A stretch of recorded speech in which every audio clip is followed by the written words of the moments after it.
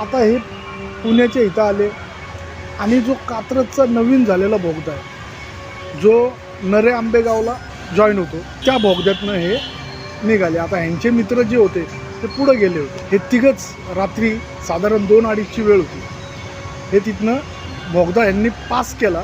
अचानक पिंट्या बोलला की मला उलटी येते, गाडी थांबव. आता तो जो गाडी चालवत होता त्यांनी गाडी थांबवली.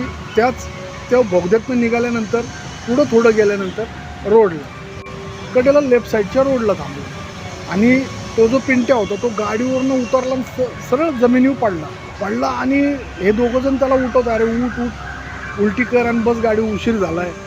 पण पिंट्याला काही सुधरत नाही. तेवढ्यात विजयचं लक्ष तो जिथं पिंट्या झोपला होता त्याच्या थोडंसं अंतरावर पुढं गेलं. तर ज्या गाड्या रोडला स्पीडमध्ये जातात हायवेला, त्याचा उजीड पडतो, उजीड तर पडतच असतो.